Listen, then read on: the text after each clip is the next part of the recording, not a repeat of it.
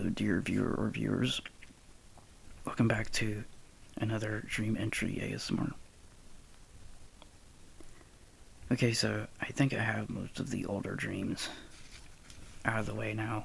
I don't think there's going to be any more like dreams from like the 1990s when I was like a little kid. I mean, there's like a couple, but I don't think I'm going to read them. I think I'm just going to stick to the later dreams now. They have more complexity and more stuff like that to them. But anyway, I have one here that's very fascinating.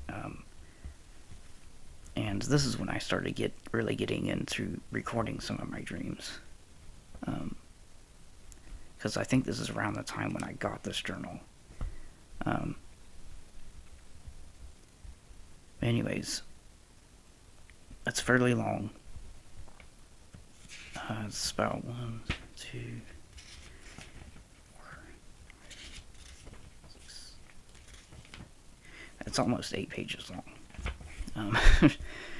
So sit back, find a place, like a nice quiet place for this one.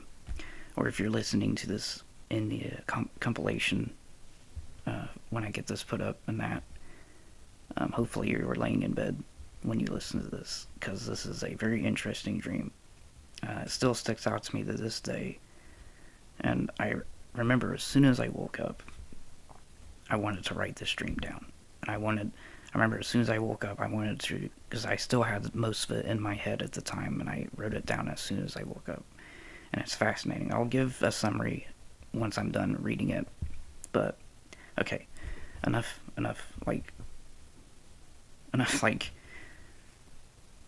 rallying it up here. Pale morphing sea beings. Written circa 2015. In this dream, I found myself on another planet. Also seemed alien, like not human, definitely. There were also others like me on this planet. They, like me, were a pale whitish and grayish color. We had arms and legs. Sometimes others had 3 or 4 legs. Or their 4 arms as well. But I think the majority of us had 2 arms and 2 legs. Our bodies seemed to be distorted or misshapen. It's really strange. You know how dreams are. Well, we seemed to morph here and there.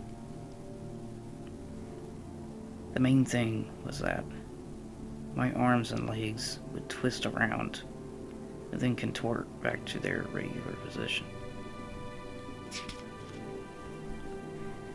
Everybody else there also did this. At other times, we would grow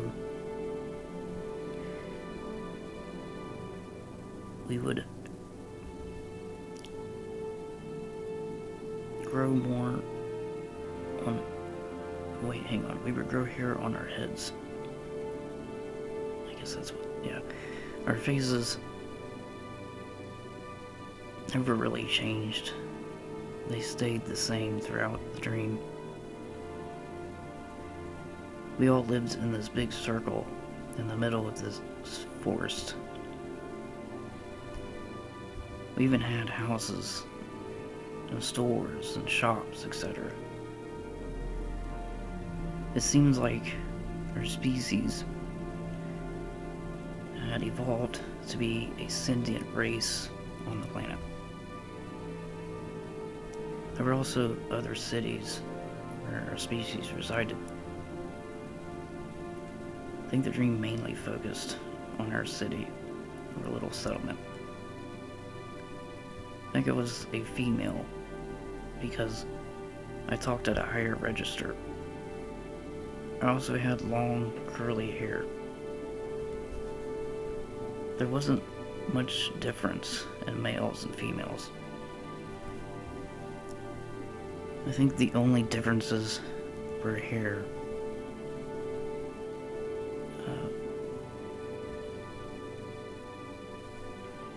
Most males had short hair, and females had long hair.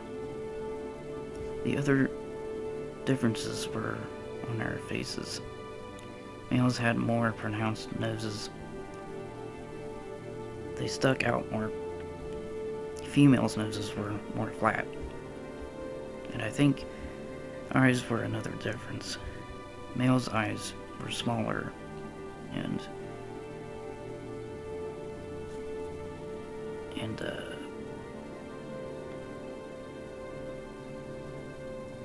were smaller and what is that word?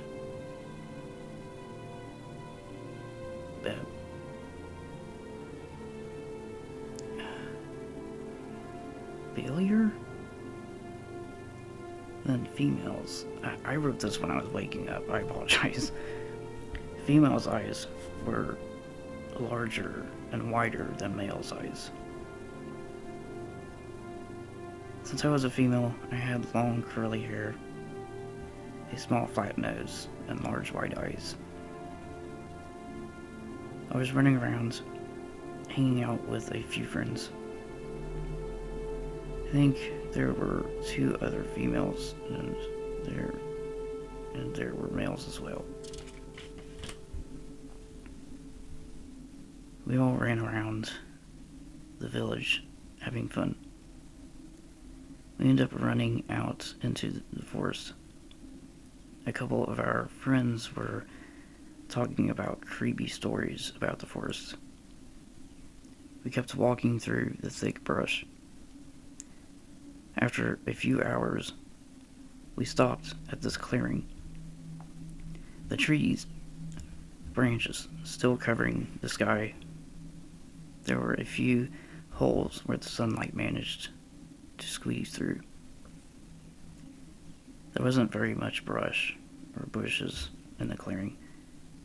There were big rock slabs laying on the ground that had moss and plants growing on them, probably for years. There was a small stream running through the clearing. There were also puddles or small pools of water too. As we were walking through, I accidentally stepped into one of the pools of water. My legs swelled a little bit. The others ran over to see if anything was wrong. I stepped out of the pool. My leg went back to normal. One of my female friends did the same thing. Her legs swelled, and then she stepped out and it went back to normal. The others tried the same thing. She asked me if I was alright. I told her I was fine. I asked her the same questions. She said she felt refreshed. I told her I felt the same way. It was strange.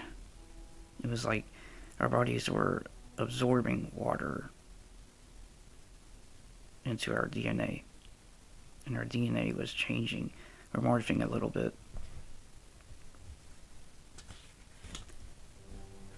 We eventually made it to this small desert. We were on the edge of the forest looking out at the desert. The hot sand baking in the heat from the sun. We could see the heat waves bouncing off of the sandy ground. A couple of the male friends decided to walk on the sand.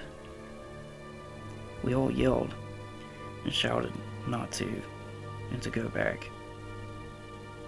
He said that it was fine. The other females went out to join them. They made it to about 10 or 15 feet or so. Then when they reached the hottest part where the sun was beating down, they all stopped. We rushed out to check if they were alright. One of the male's legs were starting to bubble. He grabbed his leg and it exploded.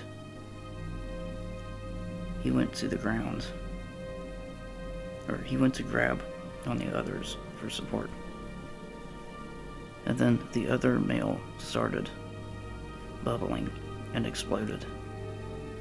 The female that was with them tried to grab the one male whose leg had blew up and tried dragging him back to the forest. We all rushed to help, but then my female friend and other male friends started bubbling too.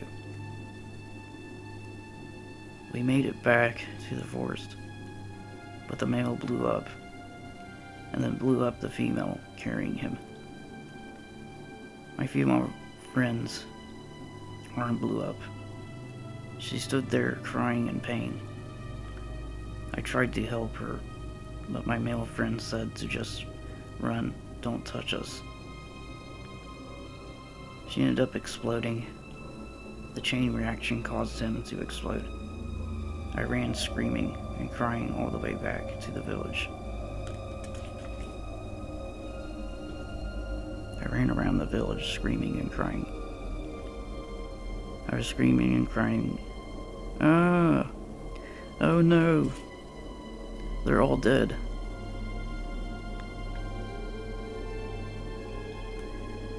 Then the dream ended. Sorry for that comedic end there. I didn't want to scream because this is an ASMR video, of course, and I don't want to shout it. But anyways, so that's one of my longest dreams I've ever written, I think. One of my most detailed and longest dreams I've ever written. And I might try and write a story about that because it's just fascinating. It just all took place in this alien world, and it all seemed very real, I had lived there in a past life or another lifetime.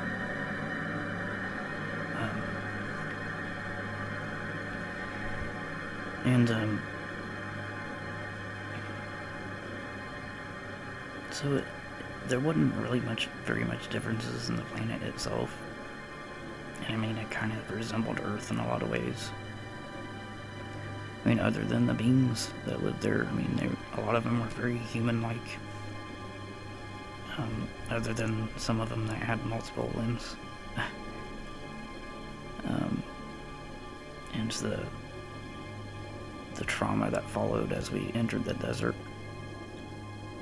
I think something that's interesting about this dream is that it turned into a horror dream really quickly.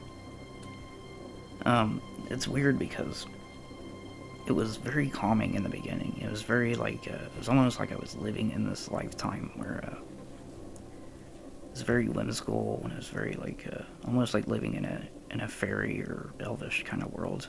And me being one of the beings there, which had this very grayish, palish white skin, I guess. I guess maybe that had something to do with the exploding in sunlight. So maybe I have a theory on this, maybe because we were pale skins, we couldn't handle the sunlight very well. Because I remember the little town that we were in seemed like it was protected. And being in the forest anyways, we're protected from the sunlight because the trees are blocking the sun. And something to do with the water, which was fascinating, was almost like it changing the DNA and stuff. So we put our limbs in it and stuff. It's almost like that was nourishing us in a way. And then going into the desert, and seeing like the heat coming off of it, and then seeing like a few of my friends like literally die in such a gruesome way, where their bodies like bubbled and they started exploding. And it was very visceral. I remember like that's when things just turned into a horror like that. Like it's just like the trauma of seeing them explode. And it's weird because I felt like I was extremely terrified, and I felt helpless, and I felt like there was nothing I could do. Like I felt like I was this being living this life, and all of a sudden, out like living this traumatic experience of seeing my friends literally blow up in front of me and die, and running back to the town, completely like terrified and scared, and then running around like I was like running around town, and I could hear like this horror music in the background as I was doing this, and like the dream like soon ended. I don't know. It's just fascinating. It's almost like one of those those old fairy tale stories we would read as kids, or our parents would read to us as kids, about the big bad wolf, about Hansel and Gretel going into. Okay, so there are nice versions of these. So the big bad wolf, our version when we were kids, the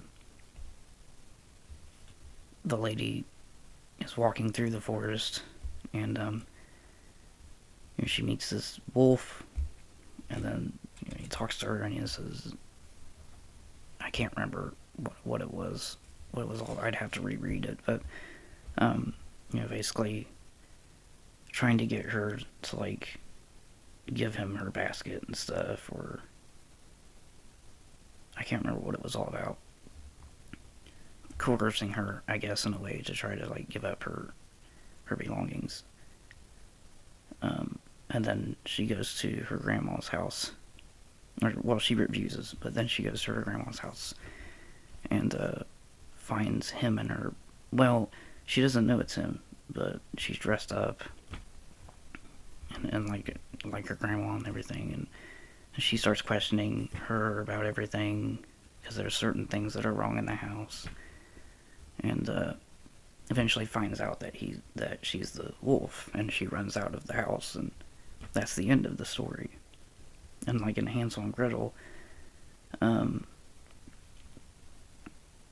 when they meet the witch in this little hut, and that she leads them to her house, but they meet her in the woods, and she coerces them to go to her hut, and they get there, and she feeds them all these like foods and stuff, but in reality she's actually fattening them up to put them in her oven. And somehow they find out about this, and they shove her in the oven, and they leave. But I wanted to bring these two stories up because there are actually darker versions of these that were actually the original versions,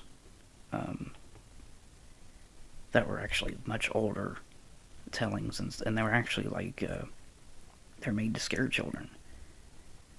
So the original story of the big bad wolf is, it happens normally as the other one happened. She meets the wolf in the woods. She talks to him. He tries to coerce her into giving him her basket, and she ignores him. So as you know, goes to her grandma's house, and they actually tell, I guess the darker versions, they tell in very great detail while she goes before she goes to her grandma's. He actually goes there before her, finds out where her grandma lives, and actually tears her apart and like eats her, and wears her clothes in the bed. But you don't hear this in the other version that we were told. In fact, some of us still thought her grandma was still alive. But in reality, this darker version, that's what actually happens. And Red Riding Hood tries to talk about, try to ask him questions that only Grandma would know, her grandma would know, and eventually she finds out that he's the wolf, but he comes after her before she can escape, and she eats her alive. And Hansel and Gretel, the original Hansel and Gretel,